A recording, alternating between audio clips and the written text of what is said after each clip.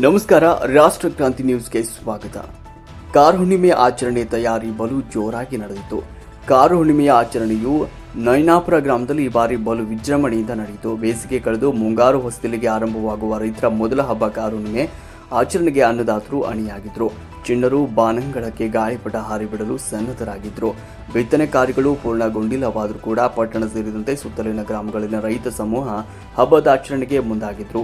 ಅನ್ನದಾತನೊಂದಿಗೆ ದುಡಿಯುವ ಎತ್ತುಗಳಿಗೆ ಧನ್ಯವಾದ ಹೇಳುವ ದಿನವಾದ ಕಾರ ಹುಣ್ಣಿಮೆಯಂದು ರಾಸುಗಳಿಗೆ ಸ್ನಾನ ಮಾಡಿಸಿ ಔಷಧಿ ಗುಣವುಳ್ಳ ಗೊಟ್ಟು ಕೊಡಿಸಿ ಅಲಂಕಾರ ಮಾಡಿ ಹಬ್ಬದ ಆಚರಣೆಯಲ್ಲಿ ತೊಡಗಿಸಿಕೊಳ್ಳುವುದು ಸಂಪ್ರದಾಯವಾಗಿದೆ.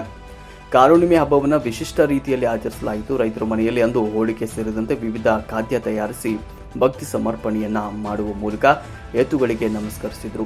ಎತ್ತುಗಳ ಅಂದಚಂದದ ಶೃಂಗಾರಕ್ಕೆ ಬೇಕಾಗುವ ವಿವಿಧ ಬಣ್ಣಗಳ ಬಾಸಿಂಗ, ಜತ್ತಿಗೆ, ಹಣೆಕಟ್ಟು, ಹಗ್ಗ, ಬಾರುಕೋಲ್, ಕೊಬ್ಬರಿ, ಗೊಂಡೆ, ಗಾಜಮಕಡಿ, ಮಿಂಚು ಬಣ್ಣಗಳಿಂದ ಎತ್ತುಗಳನ್ನು ಶೃಂಗಾರ ಮಾಡಲಾಯಿತು.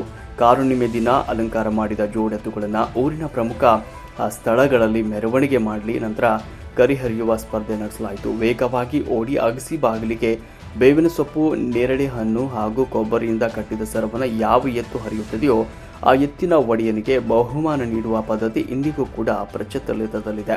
ಬಿಳಿ ಎತ್ತು ಕರಿ ಹರಿದರೆ ಆ ವರ್ಷ ಬಿಳಿ ಧಾನ್ಯಗಳು ಹೆಚ್ಚು ಬೆಳೆಯುತ್ತವೆ ಎನ್ನುವ ನಂಬಿಕೆ. ಅದರಂತೆ ಕಪ್ಪು ಕಂದು ಬಣ್ಣದ ಎತ್ತುಗಳು ಜಯಶಾಲಿಯಾದರೆ ಆಯಾ ಬಣ್ಣದ ಧಾನ್ಯಗಳು ಹುಲುಸಾಗಿ ಬೆಳೆಯುತ್ತವೆ ಎನ್ನುವ ನಂಬಿಕೆ ರೈತಾಪಿ ವಲಯದಲ್ಲಿ ಕೇಳಿ ಬರುತ್ತೆ. ಇಂತಹ ಜಾನಪದ ಸೊಗಡಿನ ಹಬ್ಬದಾಚರಣೆಗಳು ಆಧುನಿಕ ಭರಾಟೆಯ ಮಧ್ಯೆಯೂ ಕೂಡ ಉಳಿದಿರುವುದು ಹಲವು ವಿಶೇಷತೆಗಳಿಗೆ ಸಾಕ್ಷಿಯಾಗಿದೆ.